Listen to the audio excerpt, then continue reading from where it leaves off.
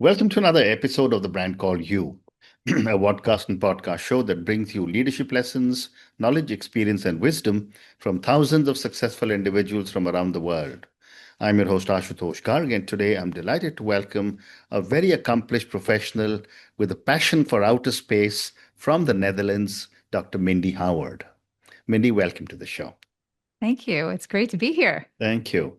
Mindy is the founder and chief executive officer of Cosmic Girls Foundation. She was she has been named a highly qualified astronaut candidate by NASA. She's opening doors to space that were once closed, empowering girls across all six continents through world-class astronaut training, mentorship, and STEAM education. And her motto is dream, dare, and do. So, Mindy, my first question, your journey to space took what you call the scenic route. Looking back, was that route necessary for who you are today? Well, it depends how I want to answer the question. From a spiritual point of view, probably. Hmm. I think one of the lessons I needed to learn, and I still need to learn, is in life is patience. And this scenic route has been for somebody who has been, yeah, kind of a go-getter and very impatient, a Mm. difficult path for me. But looking back in terms of like the skills I got and the experiences I got from, yeah, having to wait or to almost be close to getting to space and then having it be taken away for whatever reason. Yeah. I think I've learned a lot of valuable lessons in terms of dealing with people, understanding, yeah, how to build supporters and things like that. So and also the different yeah, ways of trying to get into space. There's many nowadays, and I have experienced many of them. Those Hmm. are lessons I can pass on to other people. So I'm I sure. think looking back, I would say the scenic route is has something that's shaped me positively, and I've learned a lot from it. Oh, Although if interesting. you would have asked me that a Yeah. long time ago, Yeah. that wouldn't have been my path that I would have chosen. Absolutely. And space is the last so-called frontier that has to be conquered and explored. And it's fascinating that you're so passionate about it. But Mindy, you were named a highly qualified astronaut candidate by NASA. What did that recognition mean emotionally and professionally for you? I think initially for me, that means that I was selected from the thousands down to the last 200 people, but then not further selected to become an astronaut, because I was that at that point it was a lottery. And I was unlucky. My number did not come up. I was Hmm. told I had what it took to become an astronaut, but I happened to be unlucky in this Hmm. case. Hmm. So emotionally, I was kind of devastated because this was what I worked towards Hmm. for the last 10 years of my life. But people were saying to me, that's amazing. You got down to the last 200 people. You should be proud of yourself. Hmm. For me, initially, I thought of it as, as a failure and was, yeah, it was a difficult time at that point to bounce back Hmm. from what some people would have said, you should be celebrating. And at the time, I was like, nah, it doesn't feel like I should be celebrating Yeah. because I was so close, but still not chosen. Yeah. So yeah, it Yeah, was. well, absolutely, absolutely. And now you're helping hundreds of girls to achieve that dream. But Mindy, you also founded Inner Space Training, the world's first mental readiness program for astronauts. Right. What is inner space and why is it as important as outer space? Well, some people say so as above, so as below, and the idea that we need to go inward before we can go outward. Mhm. I think that's the same when we're talking about preparing to go to space. We need to understand, first, I think our own inner space, our own what drives us, what makes us more emotional, resilient, how we make decisions under pressure, and and really kind of understanding who we are and how we tick Yeah. before we can go outward, let's say outward successfully, because if we don't understand ourselves, it's going to be pretty hard to understand how to work with others and how Mm, to be successful and perform optimally in extreme kind mm, of uncertain environments. So mm. inner space training is teaching people to really learn about themselves and how to, given whatever they have going on, whatever fears they have or issues, how to acknowledge those, but yet how to kind of work with them Yeah. and still perform optimally. Well And said. that training is for it started initially out for commercial astronauts only, but Mm, actually many of the same skills and techniques can be used here on Earth with high performing professionals. So it's not right. really only an astronaut training I per agree. se, I but agree. yeah, And that yeah. leads to my next question, which are what are the top three mindset skills every astronaut must master?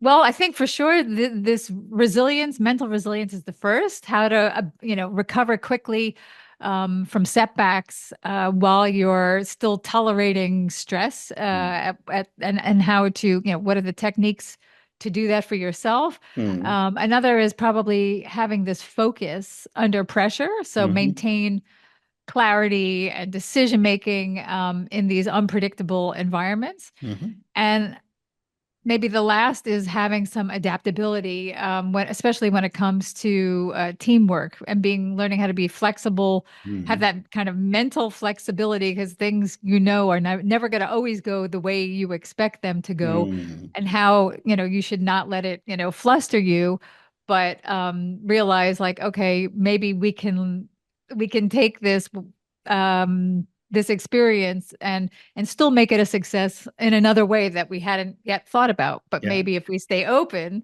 we can, as a group, come up with solutions. So What a those great three response. Yeah. mindsets probably Yeah. are helpful for astronauts. Absolutely amazing. How can ordinary professionals apply astronaut training techniques and the three mindset skills you spoke about to everyday stress and decision making in our daily lives? Um, I think the first thing that astronauts always do is they practice. They practice scenario-based thinking, where they kind of anticipate what are the challenges, plan the response, and rehearse the outcomes. And that takes care of maybe 90% of all things probably that could go wrong in Mhm. life. But there's Yeah. always that 10% that you can't predict, that you Mm, can mm, practice for. And then you probably then need to be able to rely on yourself and to say like, okay, I can handle using these techniques that I've trained. I know that I can handle anything, even though I don't have all the answers all the time. I can go back and based on my own inner strength, I can then handle those extra 10% of things that come up my way by staying calm mm, and focused. I think also building mental resilience into kind of daily life, whether that's mindfulness, having structured moments of reflection, or even like doing like stress drills that can help, you become better and better at this. mm. Yeah, so I would say those are those are probably the Very top two things. Yeah. absolutely. But yet when I think of outer space, when I think of all the work astronauts do, it's a very high risk environment, and therefore fear is natural. How do astronauts learn to operate despite the fear?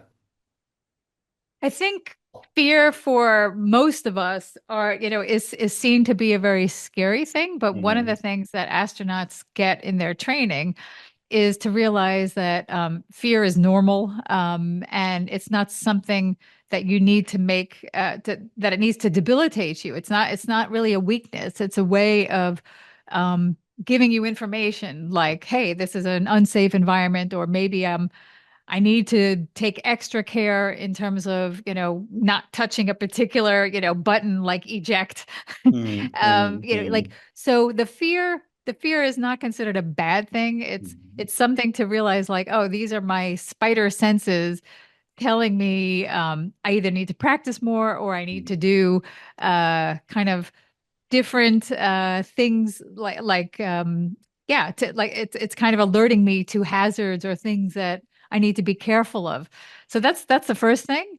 I think also how do you deal with fear is by using this preparation of Mm. again and simulation to reduce uncertainty. So every time you go through a scenario and you practice like, okay, what happens when I crash the plane, let's say, or in the simulator, that doesn't necessarily mean, that you're going to be dying, but you're like, oh, I need to learn a certain number of lessons by Yeah. doing this over and over so that, I get good, that Mm. if for whatever reason things crash, I know what I'm doing. Mm. Um, and also I think focus on the process, over the outcome.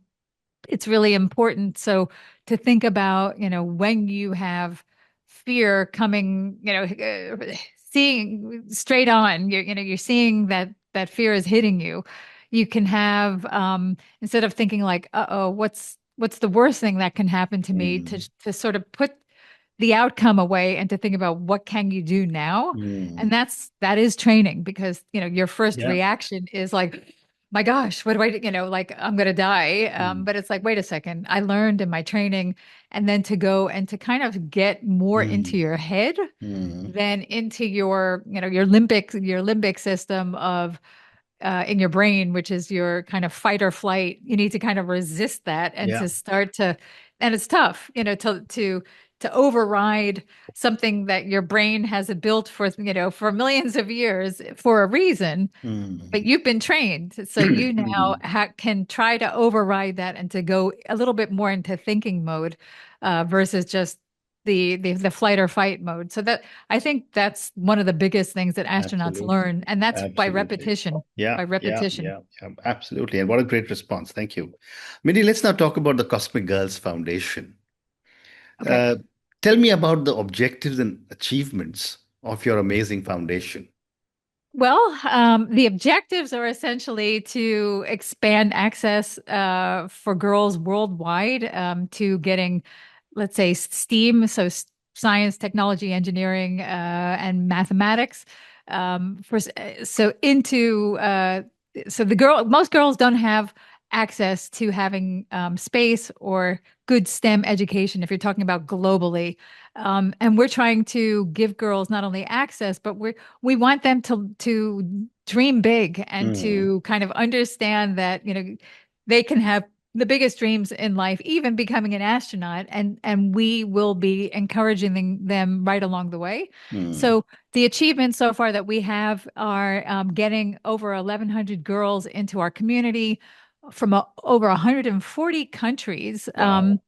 Where we're giving them a community, of like-minded girls around the world that can give them encouragement. And we're also giving them free STEM and space education Mm. where they can learn how to, for example, program and build a satellite and launch one. So Wow. giving them a taste of what it's like to kind of be an aerospace engineer, Mm. and do this together, with other girls around the world. And for example, we also, we're also going to be giving to six lucky winners, Mm. for our competition, actual world-class astronaut training, Mhm. and a chance to go into space. So it's giving us, these girls who have maybe never have heard about space being for them are now starting to look at opportunities that they never considered before and thought, hey, this sounds amazing. And I see other girls like myself who are doing this.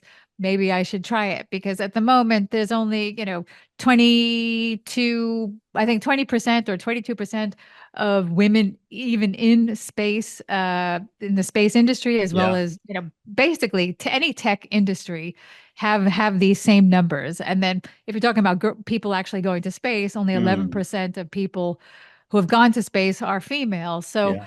it's really, the numbers are low, Yeah. and we are trying to build this sort of talent pipeline to bring girls in and keep girls in, because we're going to be having a huge talent gap in the next couple of years of, people Absolutely. who are able to fill these roles. Hmm. So yeah, this is what we're trying. So the trip to space is kind of like the icing on the cake of saying this is what you can win. And of Hmm. course, we also want to have a sort of Netflix style documentary, which is going to document these six girls. Who are they? Where did they come from?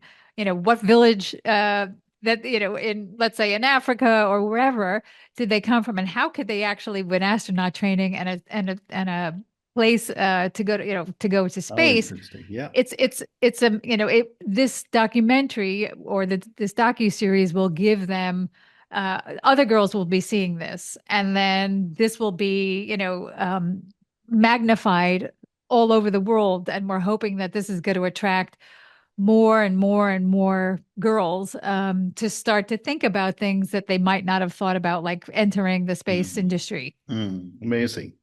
Amazing. You just telling me about the six girls and six continents flagship competition. Tell me what happens to these finalists during astronaut training.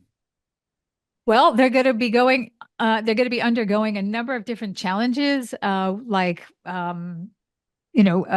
parabolic flight training, centrifuge training, scuba training. And we are actually going to be trying to to give this training in the sense of not like a typical docu-series or a reality show where, there's winners and losers. And if you lose, you have to get off of get out of the Hmm. reality show. We're going to try to keep these six girls, let's say, in to the very end, but because we want to see them succeed. But Yeah. ultimately, we are going to see, their ups, their downs, and as they go through what regular astronauts will go through, across, a number of different challenges. But we're going to be trying to give them actual. We hope that they succeed in these challenges, and see, yeah, well, but ultimately we will be Oh, picking a interesting. winner, Yeah. based on a number of other criteria. So you will get to see, these girls going through the different types of astronaut Yeah. training, and it's going to be very exciting and I fun to know. I watch. know. I'm quite looking forward to that. And I'm hoping to see one of the cosmic girls actually go up in space. Me Uh, too. Absolutely. Minnie, your motto is dream, dare, do. At which stage do most people stop? Uh, Probably, I think most people stop at dare, when it comes to this fear factor, where they start to either they become fearful, or they start to doubt themselves, from taking the step in going further. And I think, we're trying to help our girls take all of these steps, because that's what, one needs to do in order to lean into the fear and do it anyway. Hmm. But I mean, it doesn't, for many people, you need to teach these skills. It's not like an innate thing. So if nobody's saying to you, lean into the fear and look, we'll help you do that. Many people will just take the easy way out and say, Hmm. "Oh, it feels scary. I'm not going to do it." So, I think all the great people in life, with things that they've done, must have gone through these steps, but they don't Hmm. always talk about it and share the Hmm. process of how to do that. And that Hmm. and that is one of the things that we're doing in Cosmic Girls Absolutely. Foundation. Absolutely. You mentioned only, I think, 11% of astronauts are women, and only about 22 or 25% are women in the industry. Why does the space industry still struggle with diversity Ugh. despite being so future focused? It's true.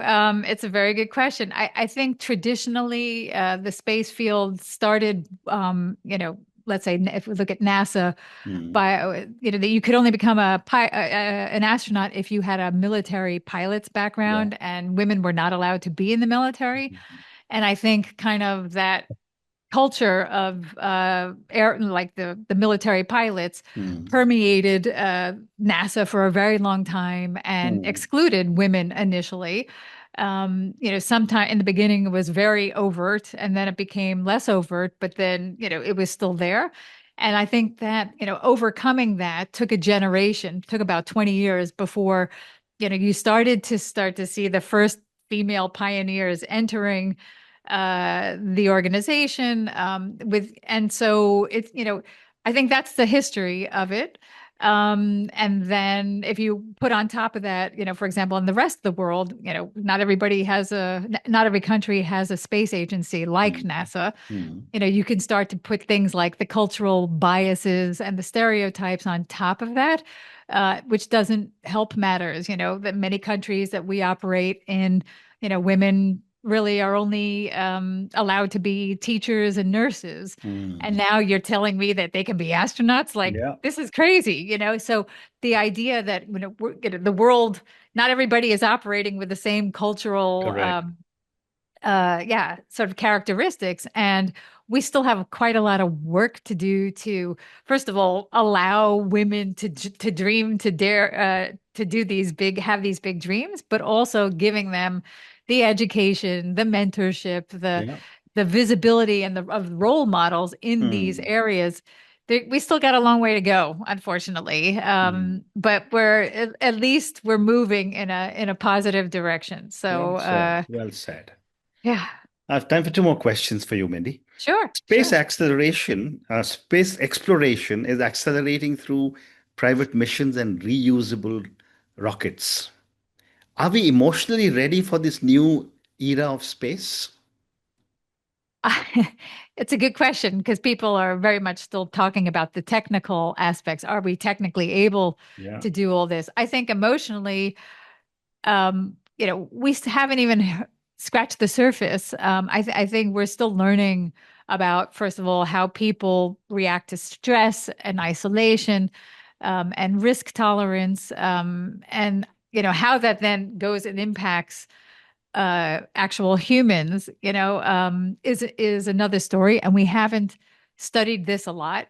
So, we're now starting to do experiments where people are being locked up for a year to see what's it like if, for astronauts who are going to be traveling to Mars for 9 months, Mm, and mm, see how people respond to all these things.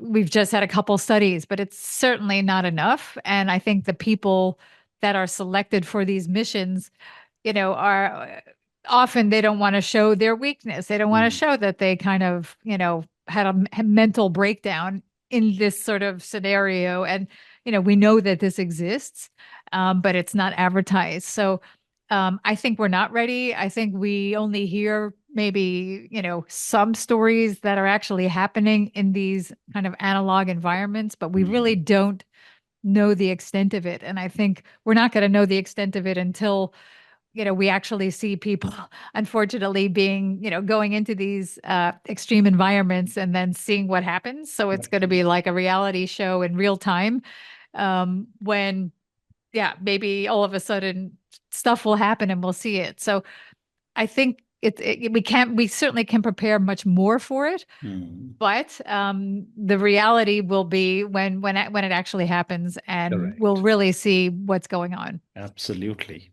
And my last question for you, Mindy. When the first cosmic girl eventually steps onto a planetary surface, what do you hope she says about her journey that has been started by you?